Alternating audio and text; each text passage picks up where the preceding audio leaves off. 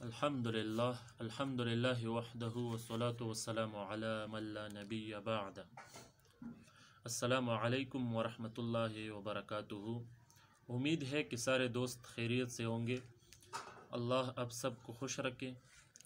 دوستو، جیسا کہ آپ سب کو پتہ ہوگا کہ ماہ ربیع الاول جاری ہے، اور اس مہینے میں اکثر عاشقان رسول صلی اللہ علیہ وآلہ وسلم دنیا کے اکثریت ممالک میں عید میلاد النبی کے محافل جلسے جلوس ہوتے ہیں۔ تو اکثر لوگ یہ پوچھتے ہیں کہ اس کی شرعی حیثیت کیا ہے، مطلب یہ فرض ہے، واجب ہے، سنت ہے، مستحب ہے، کیا ہے یہ؟ اکثر عوام یہ پوچھتے ہیں یہ باتیں، یا بعض علماء جو تحقیق نہیں رکھتے زیادہ تو وہ بھی یہی پوچھتے ہیں کہ یہ کس درجے کا عمل ہے۔ تو دوستو، اس کے متعلق اہل سنت والجماعت کے جتنے علماء و مشائخ ہیں جو اس کے کرنے والے ہیں، الحمدللہ ہم بھی ان علماء کی خادمین میں سے ہیں، تو دوستو وہ یہ کہہ رہے ہیں، انہوں نے یہ لکھا ہے، یہ بتایا ہے کہ یہ ایک مستحب عمل ہے، یہ ایک مندوب عمل ہے، یہ ایک جائز عمل ہے۔ تو مستحب کیا ہوتا ہے؟ مستحب اس کو کہتے ہیں کہ اگر کوئی اس کو کرے تو جائز ہے، ثواب ہے، اگر کوئی نہ کرے تو وہ گناہگار نہیں ہوگا، اس پر کوئی فتویٰ نہیں ہوگا۔ تو جتنے اس کے کرنے والے ہیں تو اس کو بھی چاہیے کہ جو ان کے نہیں کرنے والے ہیں اس پر کوئی فتویٰ نہ لگائے، یہ نہ کہے کہ یہ کافر ہے، گستاخ رسول ہے، اس میں عشق نہیں ہے۔ اس کے میلاد النبی کے کرنے والوں کو بھی یہ نہیں چاہیے کہ اس قسم کے فتوے لگائے، کیونکہ ایک مستحب عمل ہے۔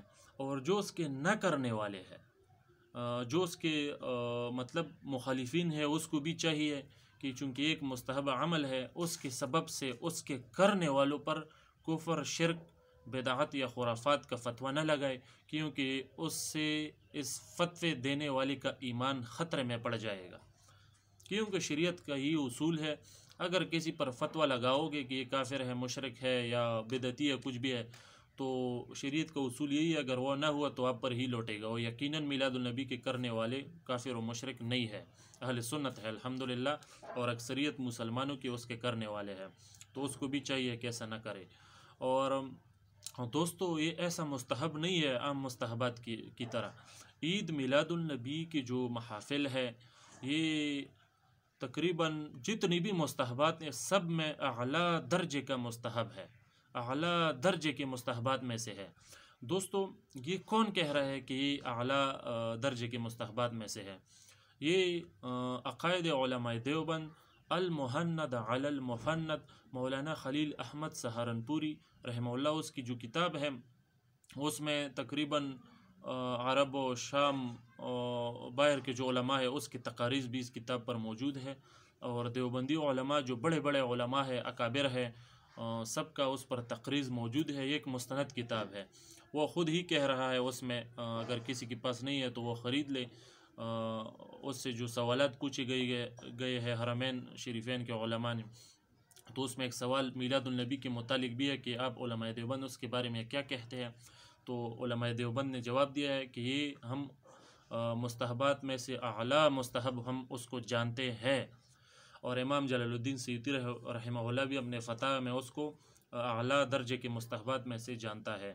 تو اس کے کرنے والے یقیناً خوش نصیب ہے، کرنا چاہیے، مگر شریعت کے دائرے کے اندر۔ ایسے نہیں ہے کہ اس میں کوئی قوالی، ڈول، باجے اور مرد عورتوں کا اختلاط یا اور غیر شرعی رسوم اس میں شامل کی جائے، ایسا نہیں کرنا چاہیے۔ شریعت کے موافق عید میلاد النبی کرنا جائز ہے اور کرنا چاہیے شریعت کے مطابق۔ مطلب کیا طریقہ ہوگا؟ وہ طریقہ یہ ہے کہ اس میں علماء کے بیانات ہو، مستند علماء کی، اس میں نعت خوانی ہو، اس میں درود ہو، درود شریف ہو، ذکر ہو، اور خیرات ہو، دعا ہو اس میں، تو اس میں کوئی اس کا کیا مخالفت کرے گا؟ یہ تو جائز امور ہے، اور عید میلاد النبی ان سب اعمال کا مجموعہ ہی ہوتا ہے۔ تو دوستو، اس کی مخالفت نہیں کرنی چاہیے، اور مخالفت بھی اتنی بڑی کہ پھر اس کے کرنے والوں پر کفر، شرک اور بدعات، خرافات کا فتویٰ لگائے، تو یہ تو بہت خطرناک بات ہے۔ تو میں نصیحت کرتا ہوں مخالفین کو بھی کہ وہ اعتدال سے کام لیں، اس کے کرنے والوں پر غلط قسم کے فتوے نہ لگے. اگر نہیں کرتے ہو تو بس نہ کرو، کوئی بات نہیں، نہ کرو، ایک مستحب عمل ہے. لیکن اتنے خطرناک فتوے مت لگاؤ کہ اس سے کرنے والے آدمی بس کافر ہو جاتا ہے، یہ ہوتا ہے، وہ ہوتا ہے، گنہگار ہوتا ہے، یہ باتیں مت کرو. اور جو عید میلاد النبی کے کرنے والے ہیں، ہمارے جو لوگ ہیں، ہم اس کو بھی کہتے ہیں کہ ایسا نہ کرو کہ جو اس میں شریک نہ ہو، جو اسے نہ کرے، تم یہ کہو کہ یہ تو گستاخی رسول ہے، اس میں محبت کا مادہ نہیں ہے اور یہ عقیدے سے خراب ہے. ایسے باتیں بالکل نہیں کرنی چاہیے، اور یہی اعتدال والا سوچ ہے. اللہ کرے کہ ہم سب کو اس پر عمل کی توفیق ہو اور اتحاد بین المسلمین ہو اس پر. آمین یا رب العالمین. وصلی اللہ تعالی علی خیر خلقہ. والسلام.